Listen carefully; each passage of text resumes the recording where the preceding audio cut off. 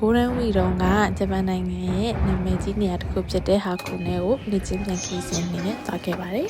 ။ခီးစဉ်တော့တိုကျိုရှင်ဂျူကူရဲ့အိုဒါကျူလန်နေစပြီးတော့သွားမှာဖြစ်ပါတယ်။ romance ကားနဲ့စီးပြီးတော့သွားချင်လို့ romance ကား booking ကိုလည်း booking တင်ထားပြီးတော့ဟာကူနဲဘက်မှာလည်းစီးလို့တနေကုန်စီးလို့ရအောင်ဟာကူနဲ free pass ကိုလည်းဝယ်ထားပါတယ်။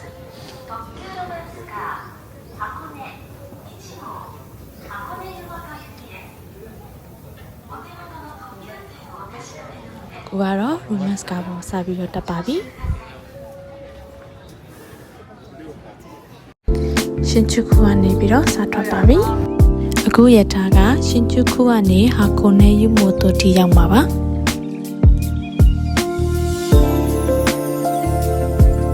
မနက်စာအောင်လည်းအိမ်ရယူခဲ့တဲ့မုတ်ကိုရထားပေါ်မှာပဲစားလိုက်ပါတယ်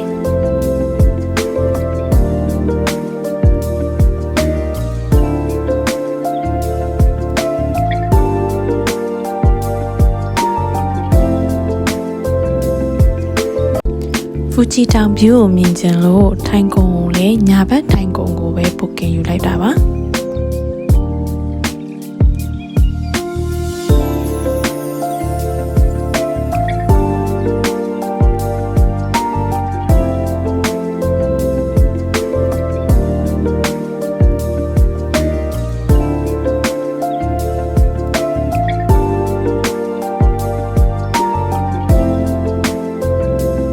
မြင်ချင်တဲ့ဖူဂျီတောင်ဗျူးကိုမြင်ရပါပြီ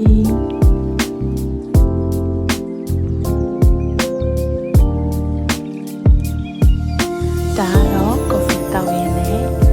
အဆွေးလေးတစ်ချက်ပေါ့နော်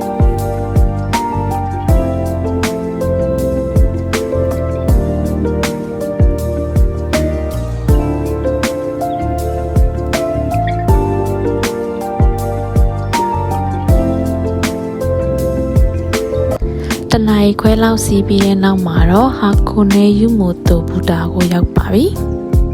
ဟာကိုနဲရဲ့ကျဲဥမဲတောင်ဆက်ပြီးသွားမှာဆိုတော့ဒီဘူတာကနေပဲဆက်ပြီးတော့စီးရပါအောင်မယ်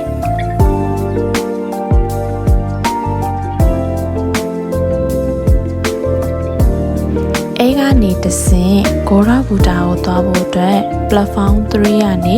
ဟာကိုနဲတိုးစန်းလိုင်းဆိုတဲ့တောင်တက်ရထားကိုပြောင်းစီးရပါတယ်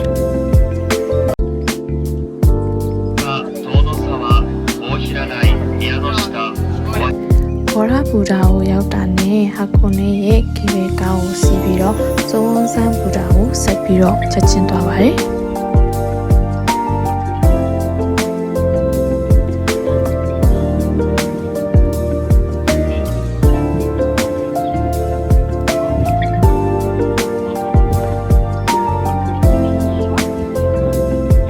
လမ်းမြင်နေရတဲ့တောင်တန်းတွေနဲ့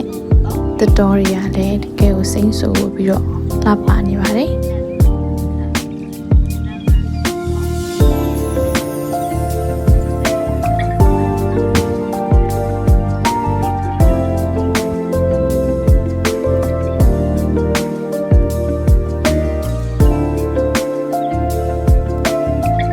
အိုဝါကူရာနီဆိုတဲ့ကျုံမဲတောင်ကိုရောက်ဖို့အတွက်နောက်ဆုံးဆင့်နေနဲ့ roadway ကိုစီးပြီးတော့တက်ပါမယ်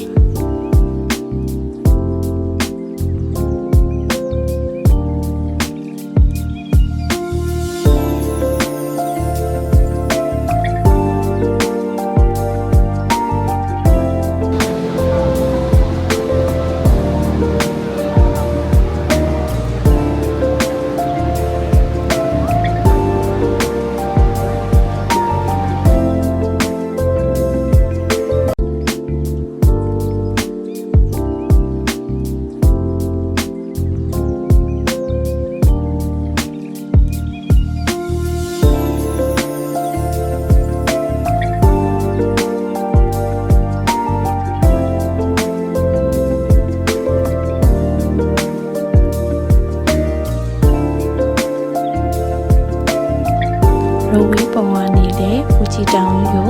မြင်နေရပါတယ်။သွားခဲ့တဲ့နေ့ကမိုးအုံနေတဲ့နေ့ဆိုတော့တိမ်နေတော့ဖုံးနေပါတယ်။ကဲနောက်ဆုံးတော့ကျုပ်မဲတောင်ပေါ်ကိုရောက်ပါပြီ။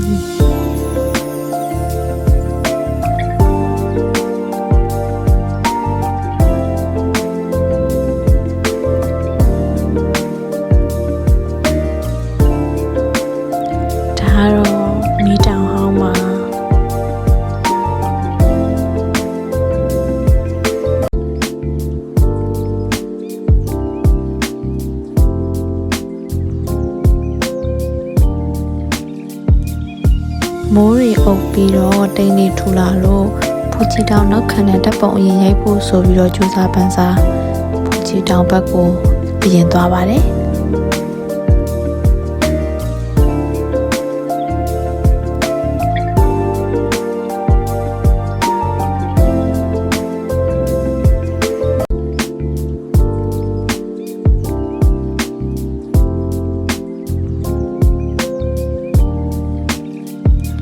ကိုရန်ဝီပိတ်ရက်ဆိုတော့လူတွေကတော့နည်းနည်းများပါတယ်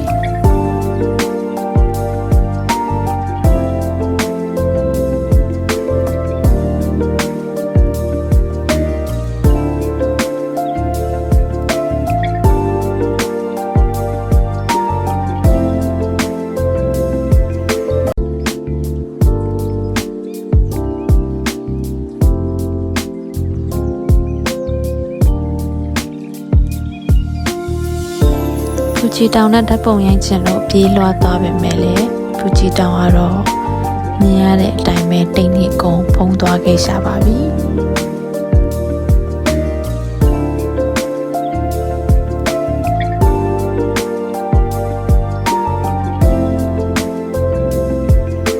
အဲ့ဒါနဲ့ပဲတလုံးစားရင်အသက်9နှစ်ရှည်တယ်ဆိုတဲ့ကျဲဦးမဲကိုဝယ်ပြီးတော့ဗိုက်ဖြည့်လိုက်ပါတယ်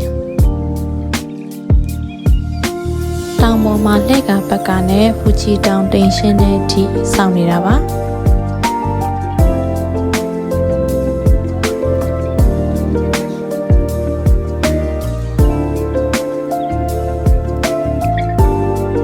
ဖူချီတောင်ထိပ်ပိုင်းပစ္စည်းလေးတိမ်ပေါ်လာတာနဲ့ပြေးလွှားတပ်ပုံသွားရိုက်ပါတယ်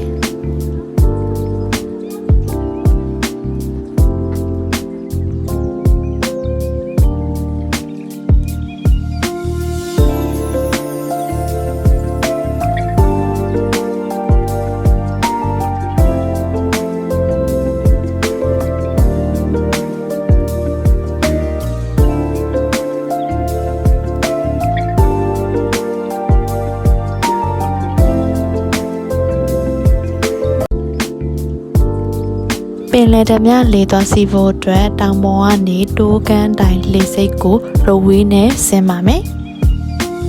ဂိုရန်ဝီမို့လို့လူအများများလို့ထင်ပါတယ်။ရဝေးစီဖို့အတွက်အချိန်ပိုင်းခြားလိုက်နံပါတ်အစဉ်လိုက်ယူပြီးတော့မှစီလို့ရပါတယ်။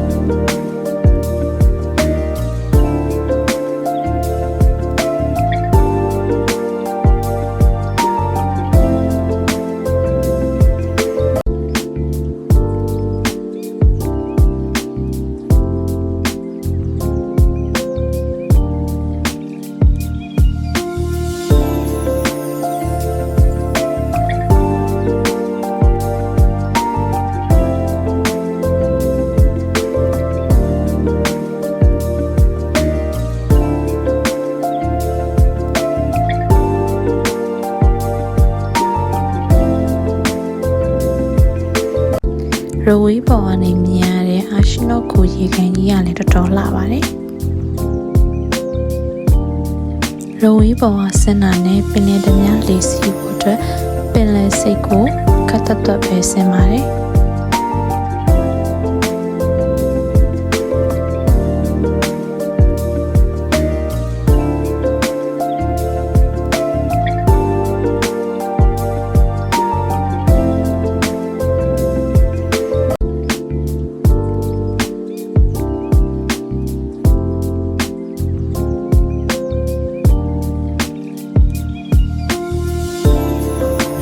ခိုင်းစကူဆန်ပင်နဲ့တမြလေးကိုစီးရပါတော့မယ်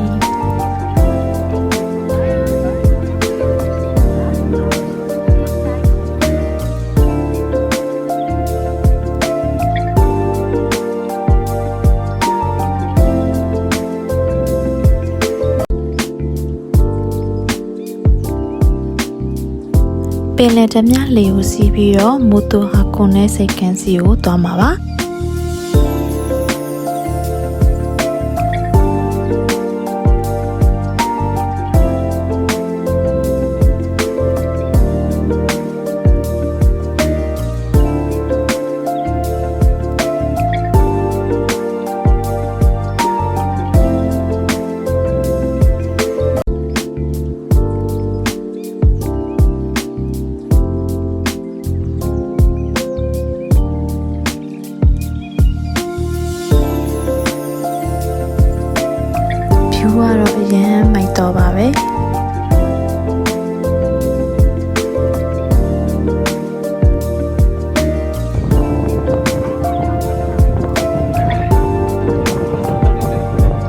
ရေကန်ကြီးနဲ့တောင်တန်းနေနဲ့အရင်ကိုလှတော့ပါပဲ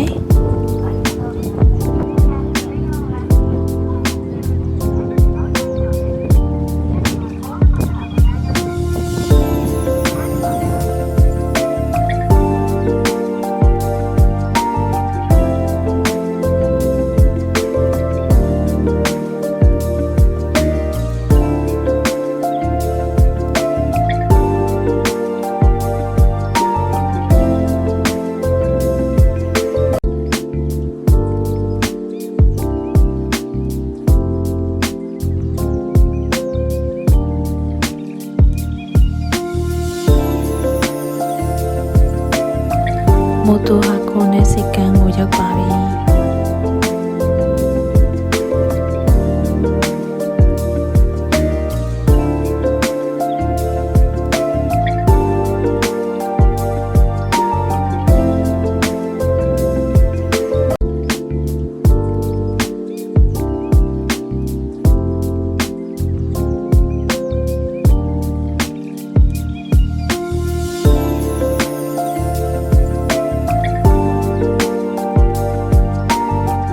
အနီးနားမှာရှိရဲ့စားတောက်ဆိုင်မှာပဲနေ့လည်စာစားပြီးတော့အခိုနဲ့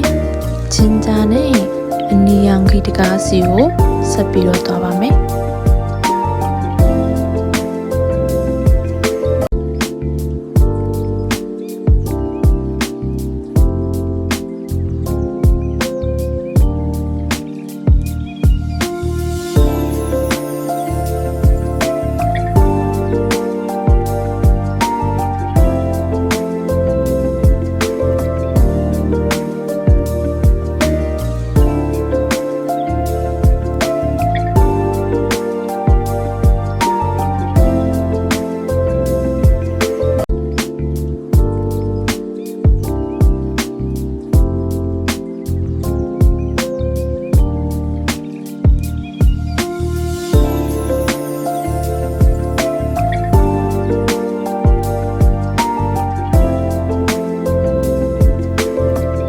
တစ်ပင်ကြီးကြီးရှိလို့ရမ်းတာရတာပဲ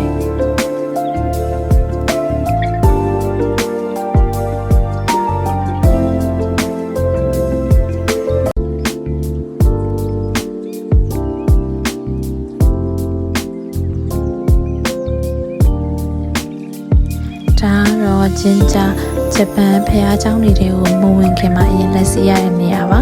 လက်ကိုအရင်စီးလိုက်ပင်မဲ့ဖျားเจ้าတွေကိုအရင်မဝင်ဖြစ်ပဲနဲ့အနီရောင်ဂီတကားကြီးကိုဓာတ်ပုံရိုက်ဖို့အတွက်အရင်သွားတန်းစီလိုက်ပါတယ်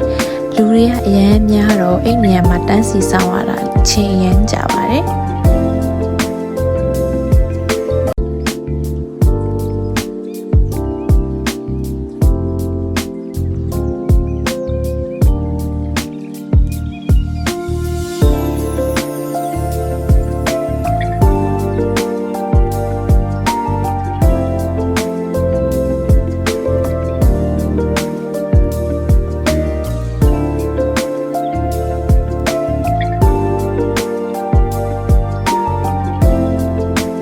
ဒီနီယောင်ဂိတ်ကားကြီးကအရန်နာမည်ကြီးတော့ဓာတ်ပုံရိုက်ဖို့တနားရီလောက်တောင်စောက်လိုက်ရပါတယ်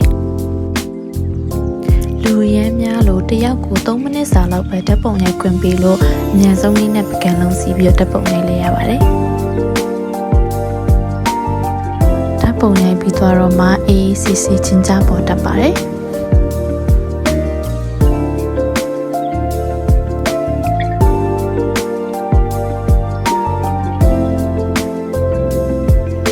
ဂျင်ဂျာတဲ့ကိုတော့မဝင်လိုက်ပါဘူးမမြင်တဲ့အတိုင်းလူတွေအရန်များနေလို့အပြင်ကနေပဲကြည့်ပြီးတော့ပြန်ဆင်းလာခဲ့ပါတယ်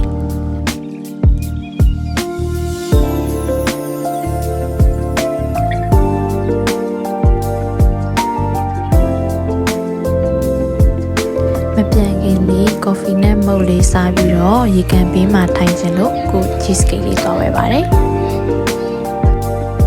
ကော်ဖီကိုတော့ကော်ဖီဆက်ကနေပဲဝယ်လိုက်ပါတယ်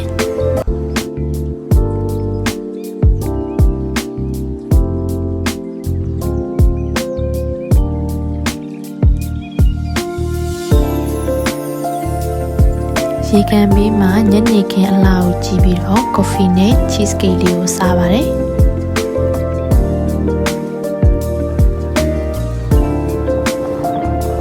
နေလဲစောင်းပြီဆိုတော့ပြန်มาတော့မယ်ဟာခုနဲ့ယူမှုတို့ဘတ်စကားနဲ့တိုက်ရိုက်ပဲစီးပြီးတော့ပြန်มาပါ